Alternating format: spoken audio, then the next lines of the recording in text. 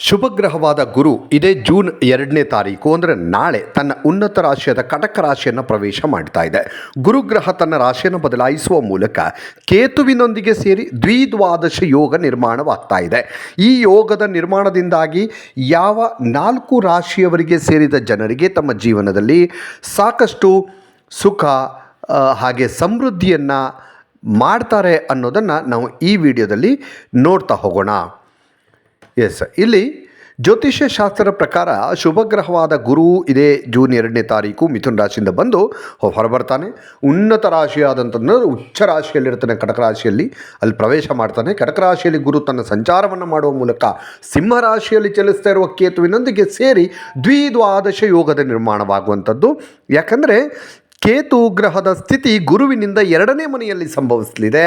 ಹಾಗೆ ಗುರು ಕೇತುವಿನಿಂದ 12ನೇ ಮನೆಯಲ್ಲಿ ತನ್ನ ಸಂಚಾರವನ್ನು ಮಾಡ್ತಾನೆ.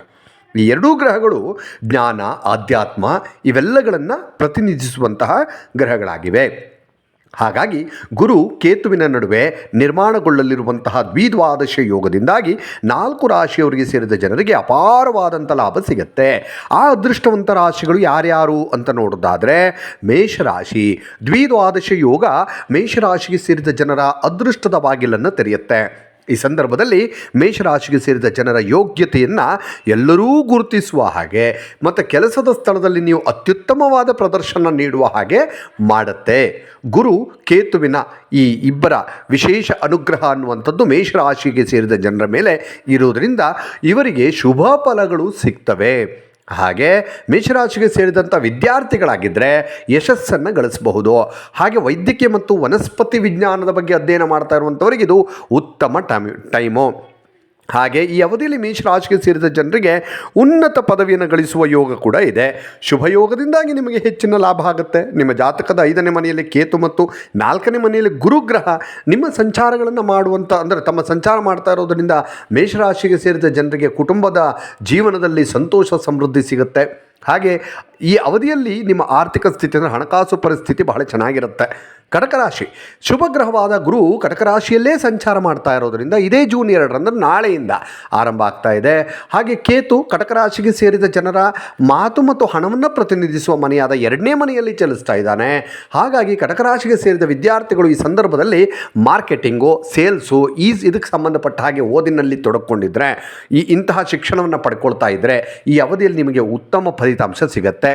ಹಾಗೆ ಗುರು ಕೇತುವಿನ ಶುಭ ಪ್ರಭಾವದಿಂದಾಗಿ ಕಟಕ ರಾಶಿಗೆ ಸೇರಿದಂಥ ಜನರು ತಮ್ಮ ಮನಸ್ಸಿಗೆ ಇಷ್ಟವಾಗುವಂಥ ಕೆಲಸವನ್ನು ಈ ಅವಧಿಯಲ್ಲಿ ಪಡೆಯುವಂಥ ಯೋಗ ಕೂಡ ನಿರ್ಮಾಣ ಆಗುತ್ತೆ. ಹಾಗೆ ಗುರು ಕೇತುವಿನ ವಿಶೇಷ ಅನುಗ್ರಹದಿಂದಾಗಿ ಕಟಕ ರಾಶಿಗೆ ಸೇರಿದ ಜನರು ಧಾರ್ಮಿಕ ಮತ್ತು ಆಧ್ಯಾತ್ಮಿಕ ವಿಚಾರಗಳಿಗೆ ಸಂಬಂಧಪಟ್ಟ ಹಾಗೆ ಈ ಅವಧಿಯಲ್ಲಿ ಸಾಕಷ್ಟು ಸಕ್ರಿಯರಾಗಿರ್ತಾರೆ.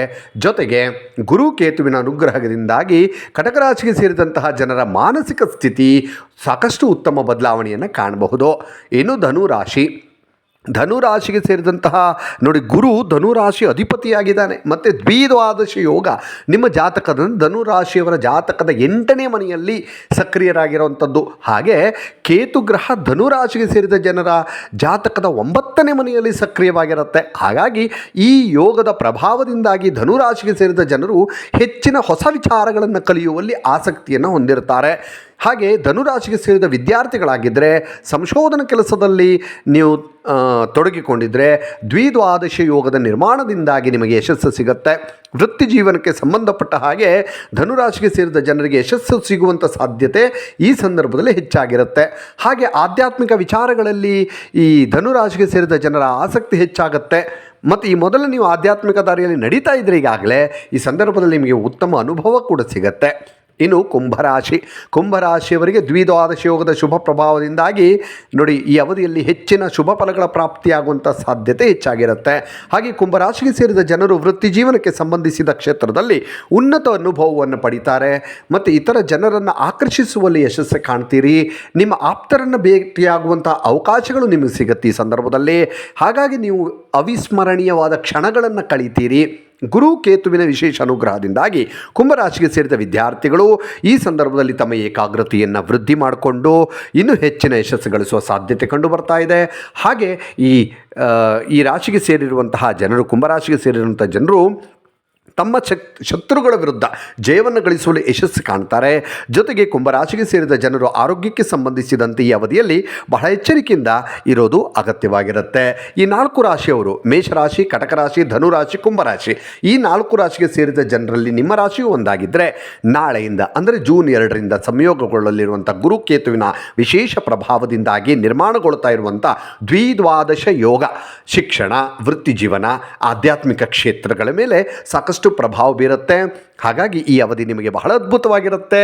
ನೀವು ಅಂದುಕೊಂಡಂಥ ಎಲ್ಲ ಕೆಲಸಗಳು ಯಶಸ್ವಿಯಾಗಿ ಪೂರ್ಣಗೊಳ್ಳುವಂಥ ಸಮಯ ನಾಳೆಯಿಂದ ಬರ್ತಾ ಇದೆ. ಇನ್ನಷ್ಟು ವಿಡಿಯೋಗಳಿಗಾಗಿ ಮೀಡಿಯಾ18 ಕರ್ನಾಟಕ ಚಾನಲನ್ನು ಸಬ್ಸ್ಕ್ರೈಬ್ ಮಾಡಿ ಹಾಗೂ ಹೊಸ ವಿಡಿಯೋಗಳ ಅಪ್ಡೇಟ್ಗಳಿಗಾಗಿ ಬೆಲ್ ಐಕನನ್ನು ಕ್ಲಿಕ್ ಮಾಡಿ. Thank you.